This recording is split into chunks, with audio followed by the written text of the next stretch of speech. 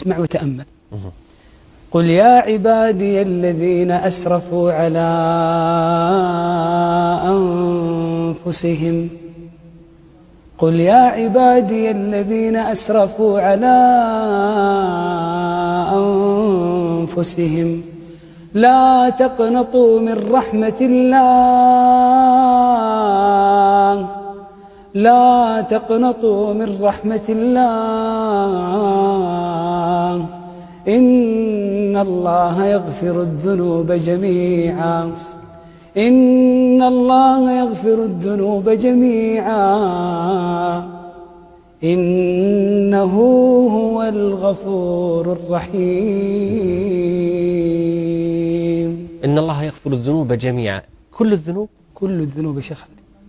الله عز وجل يقول وهو الذي يقبل التوبة عن عباده ويعفو عن السيئات حتى لو ما يصلي؟ ويعفو عن السيئات حتى لو كان عاق لأمه وأبوه؟ ويعفو عن السيئات حتى لو كان غارق في الربا؟ ويعفو عن السيئات ويعلم ما تفعلون.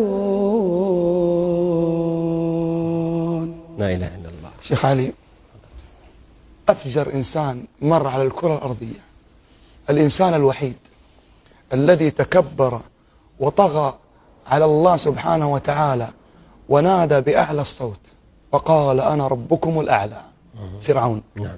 حينما أدركه الغرق في البحر أتى جبريل عليه السلام وبدأ يدس في فمه الطين مخافة أن يقول لا إله إلا الله فيرحمه الله عز وجل بها.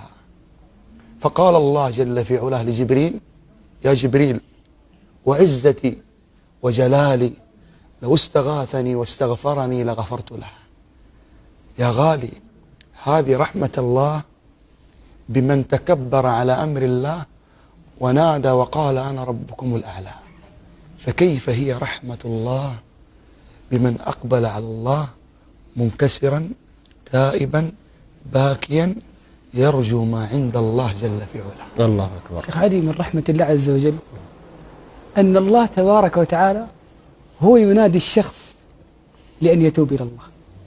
قالت رسلهم أفي الله شك قالت رسلهم أفي الله شك فاطر السماوات والأرض يدعوكم ليغفر لكم من ذنوبكم يدعوكم ليغفر لكم من ذنوبكم. يدعونا سبحانه، هو يدعونا. الله عز وجل يقول فقلت استغفروا ربكم، ماذا قال بعدها؟ إنه كان غفارا وإن عظمت الذنوب. الله، وصيغة غفارة يعني مو شوف غفار. يا الله، وإن عظمت الذنوب. أوحى الله إلى داود الله يا داود لو يعلم المدبرين عني كيف انتظاري لهم والله ورفقي إلى ترك معاصيهم لماتوا شوقا إلي ولتقطعت أوصالهم من محبتي. الله. يا داود هذه إرادتي في المدبرين عني، فكيف إرادتي في المقبلين إلي؟ الله. فرحمة الله عز وجل واسعة. من الذي يدخل ويقبل إلى هذه الرحمة؟